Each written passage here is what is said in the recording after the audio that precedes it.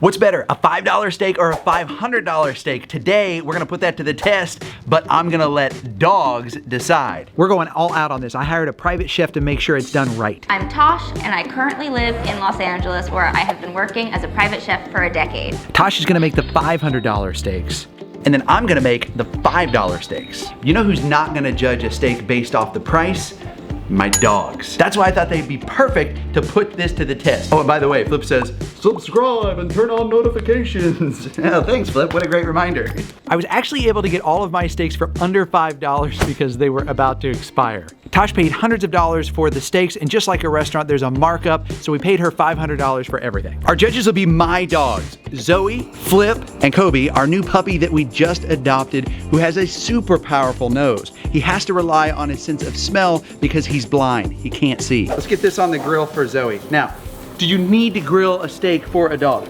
No, but it is fun because it really brings the aroma. It lets them smell the steak. And since the dogs are gonna be selecting the steak based off which one they smell first, I want my steaks to smell really good. So the first one we're gonna do is our Petite Filet. He's very small because Zoe is very small. It's not particularly fatty. It's a beautiful cut of meat though. So to make it extra dough friendly, we're gonna wrap it in bacon because what dog doesn't love bacon? The benefit of doing it sous vide rather than doing it on the cooktop is that we get to cook it for longer, so we're gonna break down the meat and make it even more tender, and it gives it a really consistent cook. I'm a little worried because I am a pet chef, right? I really know dogs' palates. I am not making a lot of steak for humans, so she might have a little bit of an advantage. That being said, I am confident in my skills and ability. So this guy has been going in the water bath for 45 minutes, and the butter is just having a party in there. Wow, look how tender. The main course to any meal is really made better with the sides. What if we put some favorites in there, like some mac and cheese, a baked potato, check this out, and baked potato toppings, like I'm making some fresh bacon. Just turning it to get all the bacon crispy. We're gonna crisp up the bacon, and then with the fat that renders out of the bacon, we're gonna crisp up the top and bottom of the steak.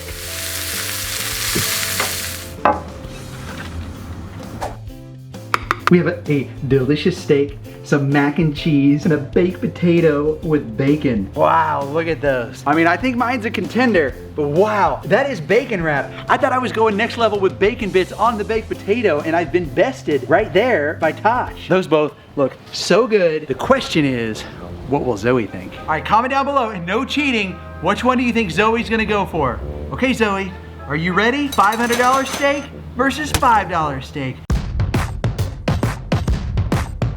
Go get it! Go get it!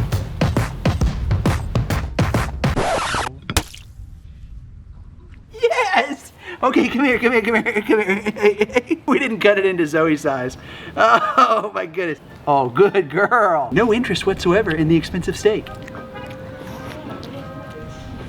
She completely cleaned her plate and had no interest in this really expensive steak. That is hilarious. I never would have guessed that. Good girl, Zozo. Okay, Zoe picked the cheap steak, but the other dogs might go for the more expensive one. We'll find out. For Flip, we're gonna do this New York strip steak. So we're gonna just toss this guy right on the grill. All right, we want to place this just right to make sure we get those grill marks. Now, grill marks on a steak are really important.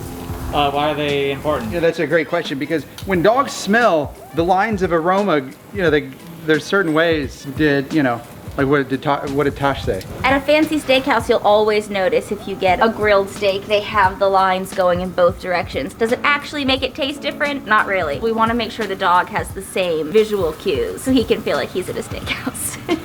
Like, that's a good reason too. It's one of the reasons. There are a lot of reasons. Steak's going good. It's time to flip it. Get it?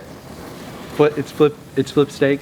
Okay. Honestly, it wouldn't surprise me if I get a 4 paws up and the New Bark Times for this. I mean, top of the line. I really want to take the dog's orders. Hello, can I get you a New York strip steak, sir? Extra crispy? Grill marks in both directions? Medium rare? Well, raw? Okay.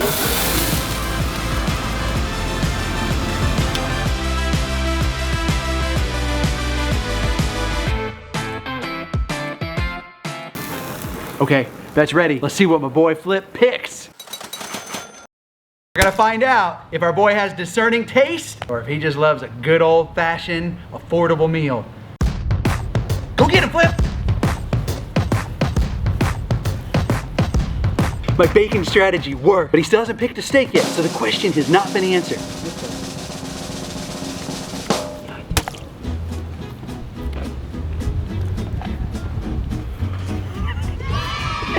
Yes.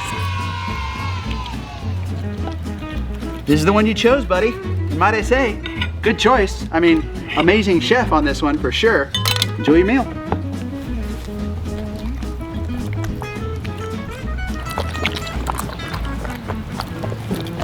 Oh man, leave a thumbs up for Flip. He is a good boy. Okay, so 2 dogs out of 3 dogs have picked the $5 steak. But you know what? Kobe's different because he's going just off smell since he can't see. So he could go for the expensive taste. He might be the one that has the discerning nose and knows the difference. Let's find out. Now this steak right here, this is for Kobe. They're the most expensive one, the biggest steak, the grand finale. For this, we're gonna do something big because Kobe is blind, he can't see. And so I wanna really entice him with smell. So I have a special recipe made just for dogs with steak.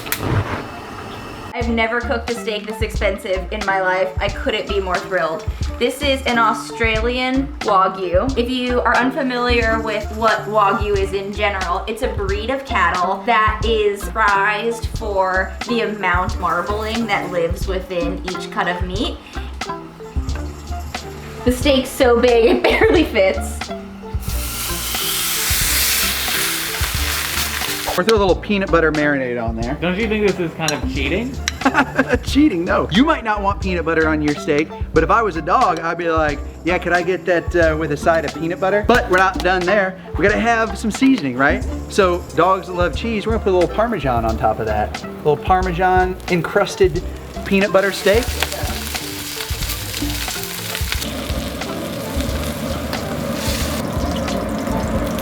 Gonna get served with a whipped caviar butter. So here's the American sturgeon we're gonna be using. For the caviar butter, first you're gonna whip some unsalted butter.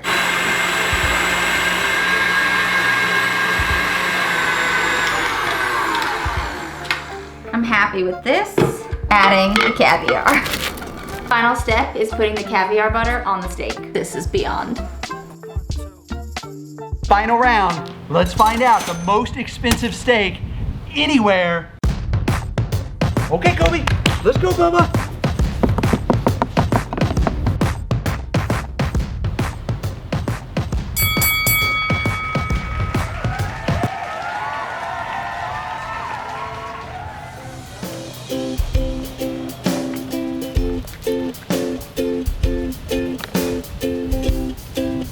Good boy, good boy. Get it, get it.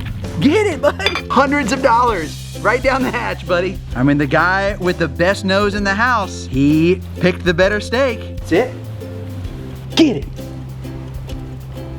So gentle. All right, just to make sure, let's see if he's interested in the cheap steak. Oh, there you go. He's not big.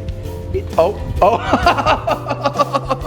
Oh no, now he's only gonna eat expensive things. Obviously dogs love steak, but they can't have steak all of the time. These are my delicious treats that I make. Now this one right here is a chicken. We also have beef, and my boy here loves them. We make them in immunity and digestion, in skin and coat, as you can see. They're delicious. Dogs everywhere love them. They're in strips. You can give them the whole strip, or you can break them into little pieces, gentle. Good, that's kind of halfway gentle. Okay, I'm gonna put the link down below, shop.rockykanaka.com. Go get some for your dog. They'll love them better than a $500 steak, guaranteed. All right, if you like these videos, we actually started a channel for my dogs called Paul Wonder. So go subscribe to that right now. And if you wanna see me make a food for even more dogs, go watch those videos right here. Go check it out, go, go, go. Wow, Tosh did an amazing job with these steaks. They were next level. I will link her channel down below.